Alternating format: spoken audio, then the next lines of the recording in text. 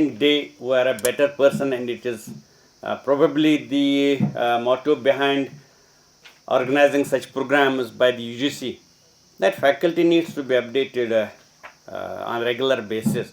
That's why we conduct for freshers the FIPs, what previously we would call orientation courses during the first year of the appointment of a person.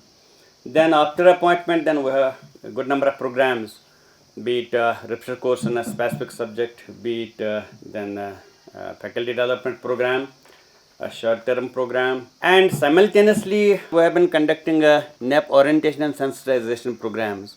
Now this time I believe this is among all the 4 programs, I believe this is the most diverse program, wherein we have outside Kashmir from 15 different locations, from 15 different states. We have participants from Kerala, from Mumbai, from UP, from Gujarat, Haryana, Maharashtra, Kolkata. So I believe this is the among the 4 programs the most heterogeneous group, which Alhamdulillah we have been successful in mobilizing. I believe out of 45, 25 or 26 to be precise are outstation participants. The broader objectives of all these programs, if I summarize, then the broader objective is simply to enhance, teaching, research, and administrative capabilities of the teacher. This what I perceived. I may be wrong, but what I perceived that major objective is simply to enhance your teaching, research, and administrative capabilities.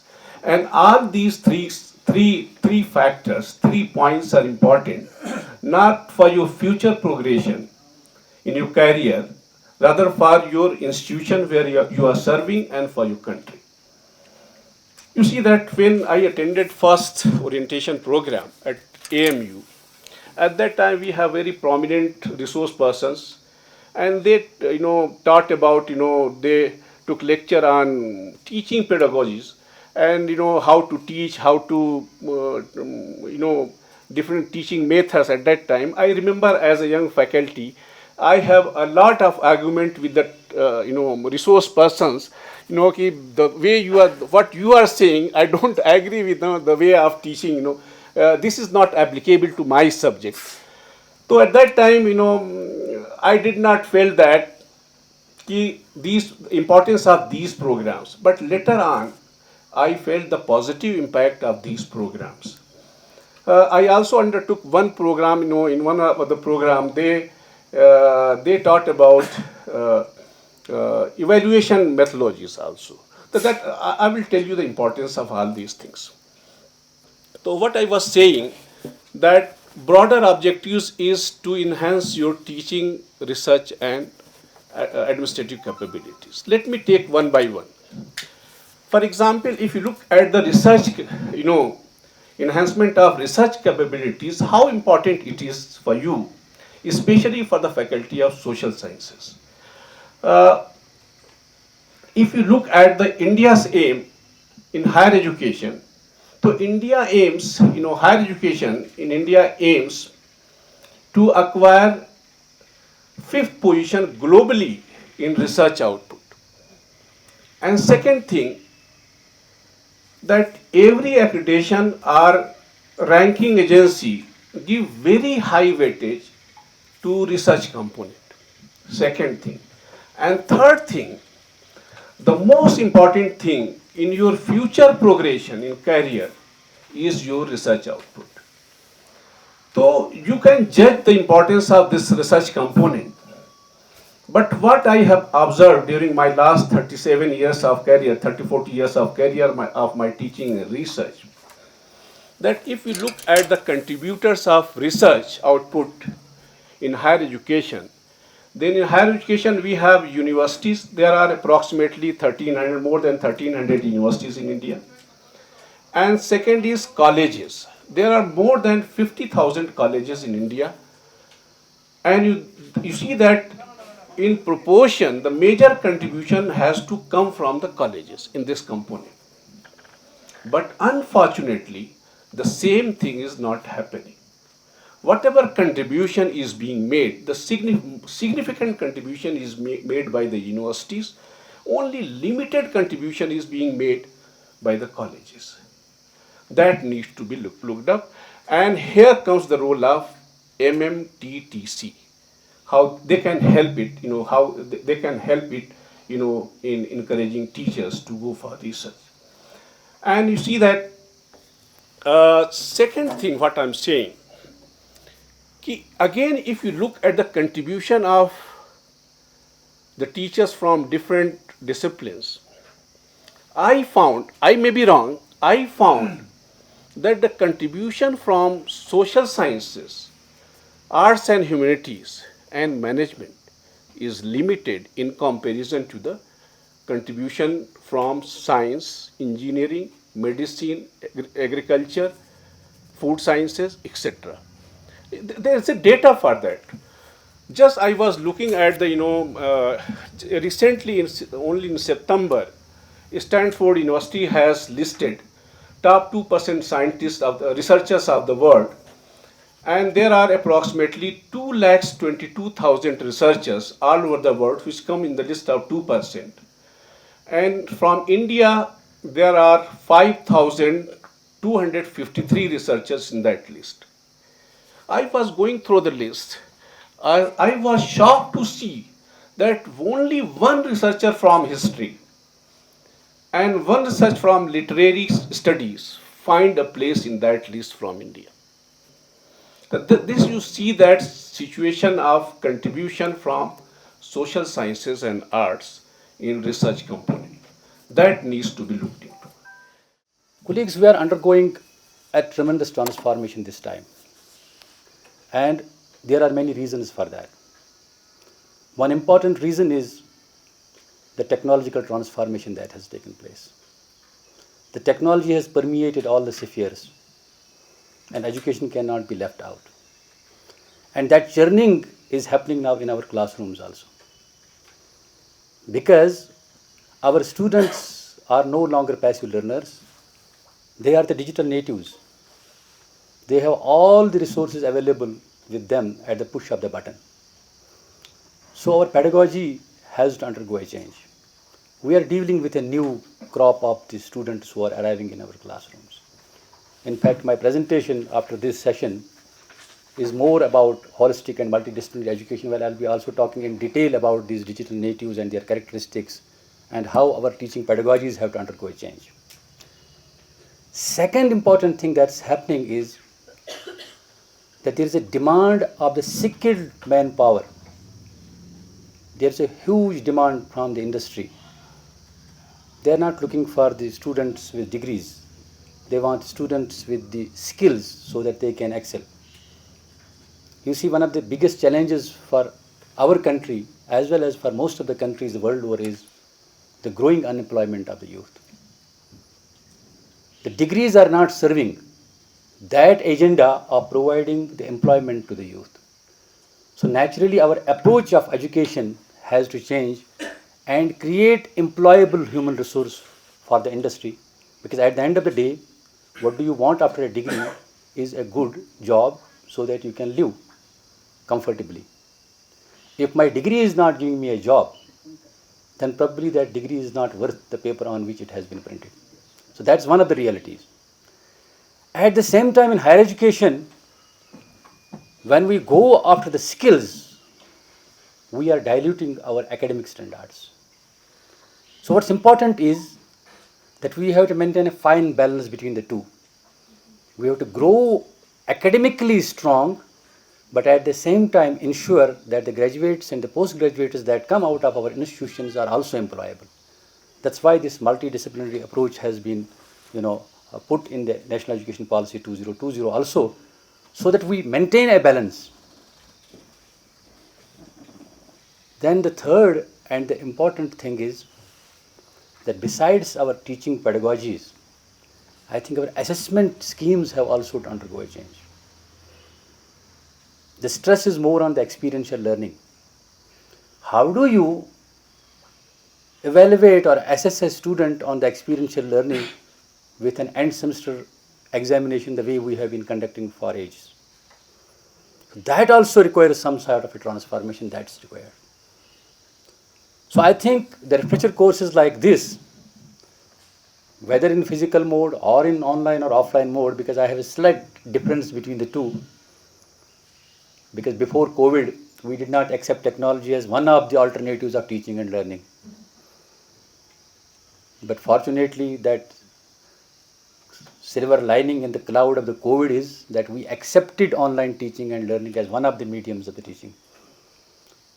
As Professor Anisa was saying, that the exact transaction of knowledge takes place when the teacher and the taught are put at the same place.